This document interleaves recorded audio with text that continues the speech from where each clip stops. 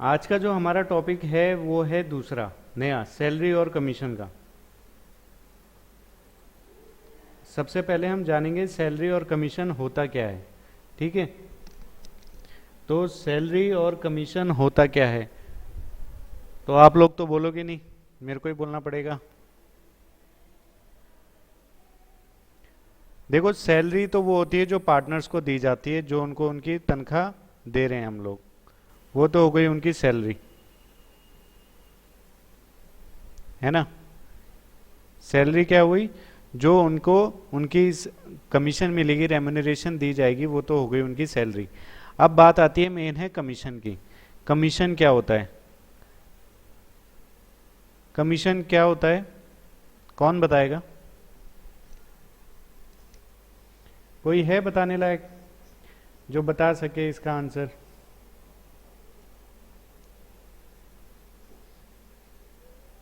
Nishant, commission क्या होती है?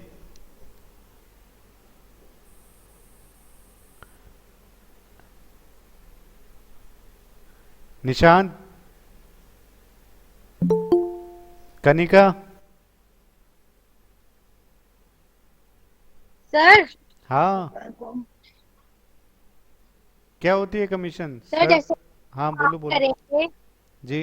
जैसे हम कुछ काम करेंगे, फिर हम उस चीज का कमीशन लेंगे कि हमारा कमीशन दो, हमने इतना काम करा है वगैरह वगैरह जो भी। हाँ, हमारा हिस्सा दे दो इसमें से जितना हमारा बनता है। ठीक है, इसको हम बोलते हैं कमीशन। Very good. तो सैलरी तो हो गई, जितना वो काम कर रहा है उसकी वो तनख्वाह लेगा, वो हम सैलरी उसको दे देंगे। इसके बाद जो कमीशन है, वो अगर कोई काम करता है, जैसे कि एक पार्टनर है, वो कह रहा है मुझे को सैलरी नहीं चाहिए, मेरे को कमीशन दे देना। मैं क्या करूँगा, यहाँ पे हमारे उसमें कस्टमर्स को लेके आऊँगा। जितने कस्टमर्स में लेके आऊँगा उसमें से मैं इतना परसेंट, 10%, 20%, इतना परसेंट में कमीशन चार्ज करूँगा। तो वो हम उसको दे देंगे, सैलरी ना दे के उसको हम कमीशन दे देंगे। जितने कस्टमर वो लाएगा या जितने भी डील वो लेकर आएगा, जितना फ़ायदा हमारी फर्म को कराएगा, उसके हिसाब से हम उसको कमीशन दे देंगे। ठीक है, तो ये होता है कमीशन। अब पार्टनरशिप में इन दोनों में थोड़ा सा डिफरेंस है। देखो, सैलरी अगर देनी है तो एक चीज़ का ध्यान रखना है कि सैलरी पर मंथ में है अगर, तो उसको पूरे साल का देना है, यानी कि पर एनम का देना ही देना है। ठीक है, अगर सैलरी पर मंथ दी गई है तो उसको हम पूरे साल का निकालेंगे, यानी कि पर एनम का। अगर सैलरी दे रखी है 10,000 पर मंथ, तो हम उसको क्या करेंगे, 1,20,000 पूरे साल का निकालेंगे पर एनम। और अगर पर एनम ऑलरेडी दे रखा है तब तो कोई दिक्कत नहीं है। क्लियर है? अगर यहाँ पे पर एनम दे दिया जाता, ठीक है ना, पर एनम दे देते तो ये 10,000 ही 10,000 होता, हमको 1,20,000 करने की ज़रूरत नहीं थी। लेकिन अगर पर मंथ दे रखा है तो उसको हम क्या करेंगे, पूरा का पूरा पर एनम में उसको कन्वर्ट करेंगे। पूरे साल की सैलरी दी जाती है, एक महीने की ही नहीं दी जाएगी सिर्फ। तो ये है, बस इतना सा है सैलरी में काम। क्लियर है? इसका पहले एक क्वेश्चन कर लेते हैं, फिर उसके बाद हम कमीशन में चलते हैं। सैलरी का एक क्वेश्चन करते हैं। जैसे कि यहाँ पे हम देख रहे हैं, यहाँ पे एक क्वेश्चन है, अमर और भानु। अमर, भानु एंड चारू, ये तीनों पार्टनर हैं। अमर और Bhanu are to get annual salary of ₹1,20,000 per annum. देखो, इनको पूरे साल की दे रखी है तो हमें कन्वर्ट करने की ज़रूरत नहीं है। Each as they are fully involve in the business, जैसे कि दोनों के दोनों बिजनेस में पूरा मन लगा के काम कर रहे हैं। नेट प्रॉफिट है पूरे साल का 4,80,000 का। हमें डिटरमाइन करना है प्रॉफिट कितना होगा लास्ट में, और वो उन दोनों पार्टनर्स को कितना कितना मिलेगा, ये हम लोगों ने निकालना है। तो यहाँ पे हम देख रहे हैं अमर और भानु और चारू तीनों पार्टनर हैं। ठीक है, तो यहाँ पे है अमर, भानु एंड चारू, ये तीनों पार्टनर हैं। इन लोगों का रेशियो कहीं नहीं दे रखा, तो जो भी प्रॉफिट बटेगा तीनों में बराबर बटेगा। इसके बाद यहाँ पे दे रखा है इनकी सैलरी, तो यहाँ पे जो सैलरी है वो है अमर और भानु की। अमर और भानु को सैलरी मिलेगी 1,20,000 रुपये की पर एनम। तो ठीक है, दे देते हैं 1,20,000 रुपये, इसको पर एनम है तो कन्वर्ट नहीं करना। और भानु को भी मिलेगी 1,20,000 रुपये पर एनम। यहाँ पे सी को कोई सैलरी नहीं दी जा रही है। इसके बाद यहाँ पे बोला जा रहा है कि वो दोनों पूरा काम करते हैं, दोनों मिल बांट के काम कर रहे हैं, पूरा का पूरा इन्वॉल्व हैं बिजनेस में। फिर इसके बाद यहाँ लिखा है नेट प्रॉफिट जो है पूरे साल का वो है 4,80,000। तो हम यहाँ लिख देंगे नेट प्रॉफिट 4,80,000 रुपये। ठीक है, बस इतना सा हमने ये रफ नोट बना दिया। अब इसको पूरा कर लेते हैं, किसको कितनी सैलरी जाएगी। तो सैलरी देनी है 4,80,000 में से, तो यहाँ पे हमारे पास प्रॉफिट है 4,80,000 रुपये, जिसमें से हमने 1,20,000 रुपये ए को सैलरी दे दी, ए सैलरी। तो हमारे पास बचेंगे 3,60,000 रुपये। इसमें से फिर हम 1,20,000 रुपये की सैलरी बी को दे देंगे, बी की सैलरी भी दे दी। ठीक है, इसमें से अब बचेगा 2,40,000 रुपये। ये 2,40,000 रुपये बच गए। अब ये हमारा है एक्चुअल प्रॉफिट, ये लास्ट में अब हमारा एक्चुअल प्रॉफिट बच गया। अब इस प्रॉफिट को हम तीनों पार्टनर में बांट देंगे। अब तीनों पार्टनर हैं यानी कि बराबर बटेगा। तो 2,40,000 रुपये जो ये है, ये तीनों में बराबर बांटोगे तो हर एक के हिस्से में 80,000 रुपये आएंगे। 80,000 ए के उसमें, 80,000 बी के उसमें और 80,000 सी के उसमें। ठीक है, अब अगर आपसे बोला जाए कि इन तीनों को कितना कितना मिलेगा, तो ए को 1,20,000 रुपये जो उसकी सैलरी थी वो भी मिलेगी, इसको भी 1,20,000 रुपये वो भी मिलेगा, और इसको तो कोई सैलरी थी ही नहीं। तो इन दोनों को टोटल करेंगे तो इसको 2 लाख मिल रहा है, इसको भी 2 लाख मिल रहा है टोटल, और इसको सिर्फ और सिर्फ 80,000। ठीक है, तो अगर आप यहाँ पे पूरा प्रॉफिट देखोगे 4,80,000 का था, वो 4 लाख देखो, 2 लाख इसको मिल गए, 2 लाख इसको मिल गए टोटल, और 80,000 इसको, यानी कि हमने प्रॉफिट पूरा का पूरा बांट दिया। अब आपको पीएनएल एप्रोप्रिएशन अकाउंट बनाना तो आ चुका है, इतना मेरे को भरोसा है आप लोगों पे कि आप लोगों को आ गया होगा, क्योंकि इतना मन लगा के आप पढ़ रहे हो, रोज लाइव क्लास में आ रहे हो। तो पीएनएल एप्रोप्रिएशन अकाउंट में सबसे पहले हम इस साइड में क्या लिखते हैं, बाय नेट प्रॉफिट। कहाँ से आ रहा है वो, पीएनएल से आ रहा है। तो पीएनएल से नेट प्रॉफिट आ गया, कितना आया था 4,80,000 का, वो हमने यहाँ पे लिख दिया। इसके बाद इंटरेस्ट ऑन ड्राइंग इस क्वेश्चन में कहीं थी नहीं। अब इसके बाद हम लोगों ने सिर्फ इंटरेस्ट ऑन कैपिटल भी नहीं है, तो सिर्फ और सिर्फ सैलरी है, तो सैलरी यहाँ पे हेडिंग डाल देंगे, और ए को देनी है तो ए को यहाँ पे दे दी। ए की सैलरी कितनी थी, 1,20,000 रुपये, यहाँ पे लिख दिया। बी की सैलरी थी वो भी 1,20,000 रुपये, वो भी हमने यहाँ पे लिख दिया। इन दोनों को टोटल करके 2,40,000 रुपये यहाँ पे हमारा आ गया। अब ये जो हमारा प्रॉफिट बचा, जो हमने यहाँ पे माइनस करके करा था, देखो ये इसकी भी सैलरी दे दी, इसकी सैलरी दे दी, तो 2,40,000 रुपये बच गए। तो यहाँ पे 2,40,000 बच गए हैं। ये कहाँ से आए, ये आए जो हमने यहाँ पे टोटल किया। 4,80,000 इधर का भी आ गया, क्योंकि अब कुछ देना नहीं है, सैलरी देनी थी, सैलरी दे दी, 4,80,000 रुपये यहाँ आ गया। अब इसमें से हमने सैलरी दे दी तो बचा कितना, 2,40,000। ये क्या है, प्रॉफिट है, तो ये हम बांट देंगे profit transfer to partners capital account. कितने पार्टनर हैं, ए बी सी, तीनों में बराबर बांट देंगे। 80,000 रुपये, 80,000 रुपये और 80,000 रुपये, वो तीनों का टोटल हमने यहाँ पे पहले ही निकाल दिया है। तो इस तरीके से इसका पीएनएल एप्रोप्रिएशन अकाउंट भी बना दिया हमने। तो समझ में आया। क्वेश्चन में क्या था, ए बी सी तीनों पार्टनर हैं, तीनों का कोई रेशियो नहीं दे रखा था, यानी कि प्रॉफिट शेयरिंग रेशियो इन लोगों का इक्वल था। सैलरी ए और बी को मिली थी 1,20,000 रुपये पर एनम की, पर मंथ मिलती तो हम पूरे साल का निकालते, पहले पूरे 12 के 12 महीने का। और यहाँ पे हमें प्रॉफिट दे रखा है 4,80,000 का। तो सबसे पहले हमने ये देखा कि सैलरी देने के बाद कितना प्रॉफिट बच रहा है, क्योंकि वही प्रॉफिट हम पार्टनर्स में बाद में बांट देंगे।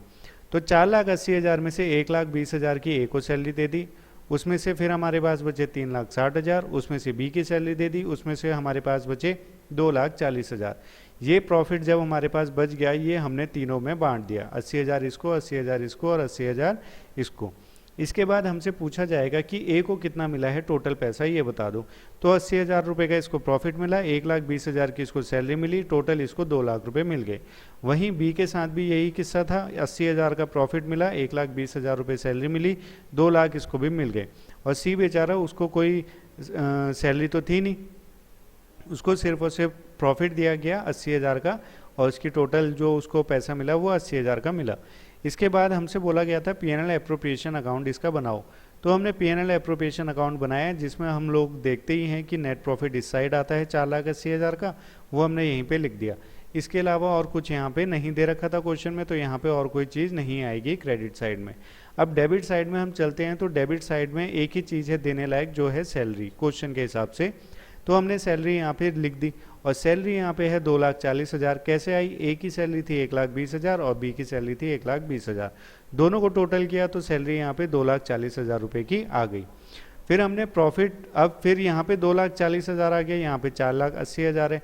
अब हमने कुछ देना नहीं है, तो हम इसको बैलेंस कर देंगे। तो 4,80,000 रुपये ये आ गया, 4,80,000 रुपये ये आ गया। अब हमने बैलेंस करने के लिए इसको माइनस किया, तो यहाँ पे हमारे पास जो अमाउंट आया वो आया 2,40,000 का। अब ये 2,40,000 ये हमारा एक्चुअल प्रॉफिट है, जो हम तीनों पार्टनर्स में बांट देंगे, और ये हमने कर दिया, इसको प्रॉफिट एंड लॉस एप्रोप्रिएशन में शो भी कर दिया। ठीक है, तो ये था हमारा सैलरी का क्वेश्चन। इस टाइप से हमारे सैलरी के क्वेश्चन में आते हैं चीज़ें। तो सैलरी में कोई दिक्कत नहीं है, बस सैलरी में एक चीज़ ध्यान रखनी है कि जो सैलरी दी जाएगी वो पूरे साल की दी जाएगी। तो अगर क्वेश्चन में पर एनम दे रखा है तो आपको उसको कन्वर्ट करना पड़ेगा, पर एनम दे रखा है तो नहीं करना पड़ेगा, लेकिन अगर पर मंथ दे रखा है तो आपको उसको पूरे साल में कन्वर्ट करना पड़ेगा। अब बात करते हैं कमीशन की।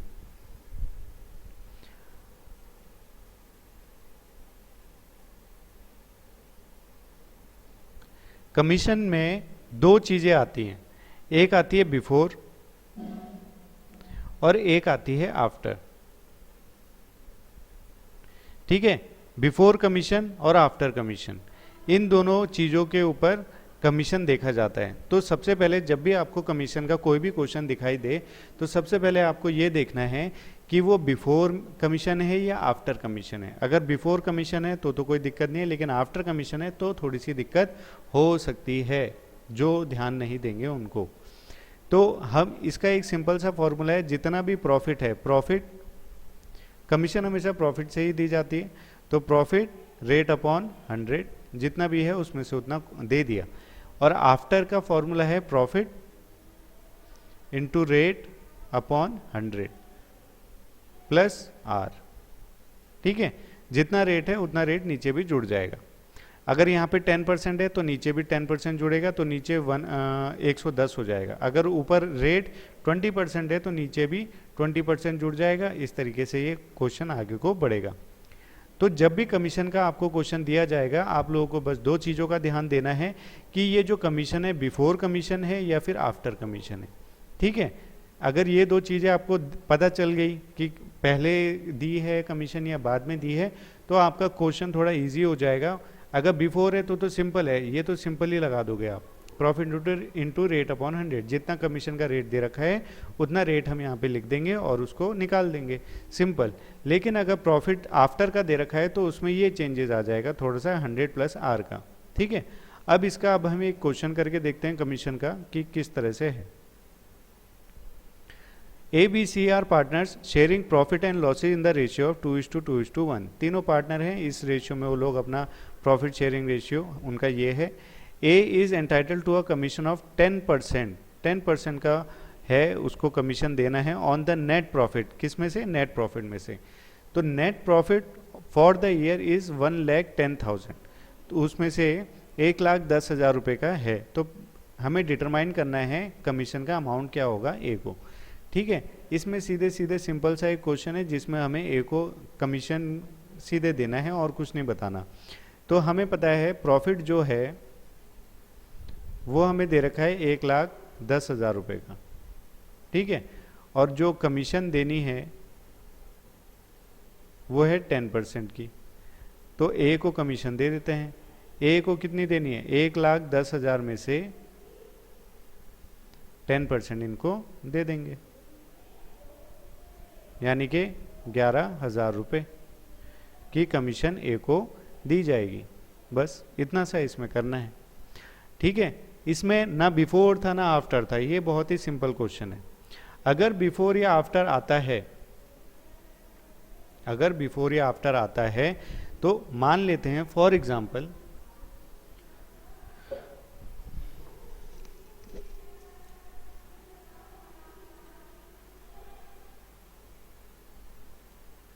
ठीक है, मान लेते हैं फॉर एग्जाम्पल एक ए बी सी तीनों पार्टनर हैं, ए बी और सी तीनों के तीनों पार्टनर हैं। ये तीनों 1:1 में अपना प्रॉफिट शेयर कर रहे हैं, ठीक है ना। एक second,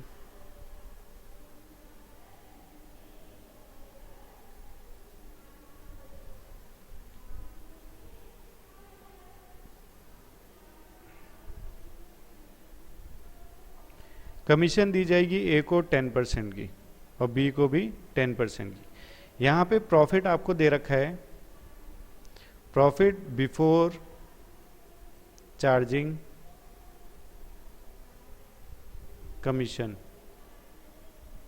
profit before charging commission वो आपका है 1 लाख रुपए का, ठीक है। तो क्वेश्चन में साफ साफ बोल रखा है बिफोर चार्जिंग कमीशन, कमीशन देने से पहले प्रॉफिट है 1 लाख रुपए का, यानी कि हमें कमीशन देनी पड़ेगी। तो पहले हम कमीशन दे देते हैं। तो यहाँ पे हम एक हेडिंग डालेंगे कमीशन की, और सबसे पहले ए है तो A1 लिखेंगे और ए को उसका कमीशन दे देंगे। तो 1 लाख का प्रॉफिट, उसका 10% कमीशन, ये हमने इसको काटा तो ये 10,000 रुपये आ गया। ऐसे ही दूसरा है बी, तो बी का भी यही निकलेगा सेम, और इसको भी 10,000 हम दे देंगे। तो टोटल कमीशन चली गई है 20,000 रुपये की, ठीक है।